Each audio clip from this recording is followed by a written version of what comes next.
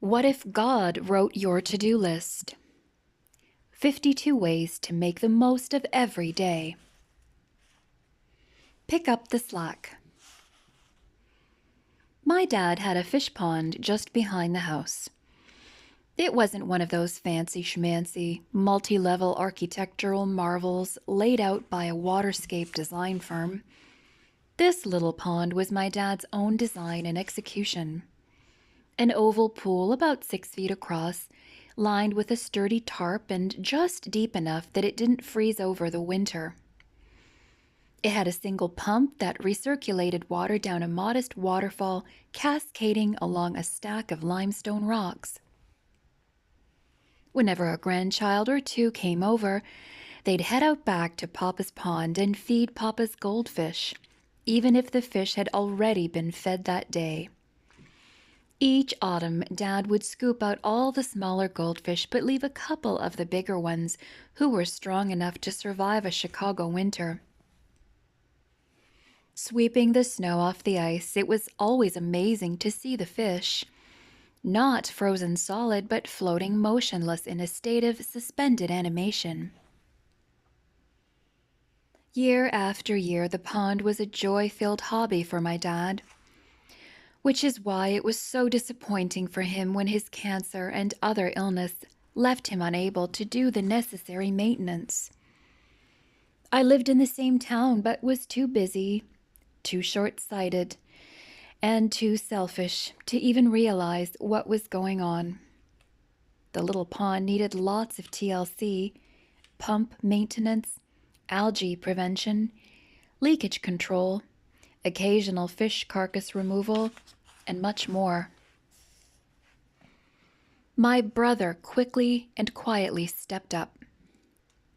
Without any fanfare, whining, or glory-hogging, Mark pulled up on that gravel driveway several times a week, walked around back and surveyed Papa's pond.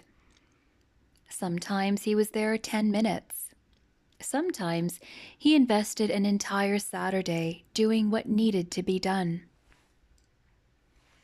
For 3, maybe 4 years, Mark made sure that the view out of my parents' back picture window was not a decaying, overgrown disarray of crumbling rocks, hoses, tarp, and fading memories.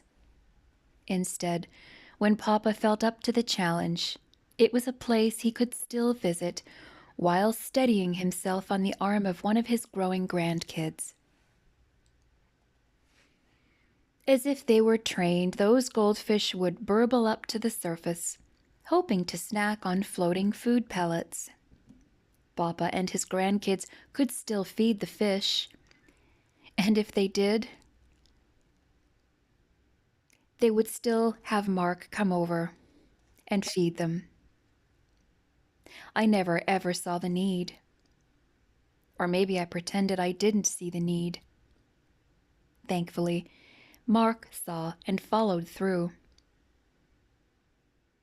Season after season, that kind of vision accompanied by action is definitely on God's to-do list for each of us. So, where might you pick up the slack? That expression might seem to suggest that someone has dropped the ball, that whoever was in charge of a necessary job stopped doing it because of laziness or allowing some distraction to get in the way. But really, picking up slack is just the nature of the seasons of life. For instance, Vance is taking classes toward his MBA on Tuesday nights, so someone else needs to pick up the slack and take the garbage cans to the curb.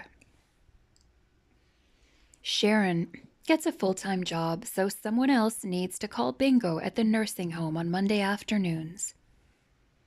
Cameron volunteers to help at the Bible camp on weekends, so someone else needs to step up as head usher at church for the summer. The World War II veteran who organized the Memorial Day tribute at the local cemetery for the past 4 decades passes away, so someone else needs to step up, or that tradition will surely fade away. What other real-life examples come to mind? Is there something in your home, neighborhood, or community that used to get done, but for some reason is no longer getting done? If you see it, do you ignore it? Or do you say, "Here I am, Lord, send me"? This week, on your personalized to-do list, there may not be any critical needs to pick up the slack that require your attention, but stay aware. Opportunities come without warning. If you hang out with good-hearted people who seem to be always thinking of others, you will discover plenty of chances to suddenly serve. Last thought. There's extra satisfaction if you do those deeds without any fanfare. A trait exhibited by my brother Mark and his selfless pond maintenance. Matthew chapter 6 verse 1 recommends, "Take heed that you do not do your charitable deeds before men to be seen by them. Otherwise, you have no reward from your Father in heaven." New King James Version. Checking the list. Is there a regular task that was handled efficiently in the recent past but has been neglected for a while, such as changing furnace filters, dandelion control, driveway seal coating, or fence painting? It could be in your own home or some other location.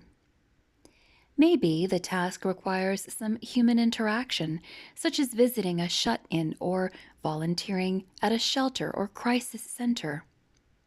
Where can you pick up the slack?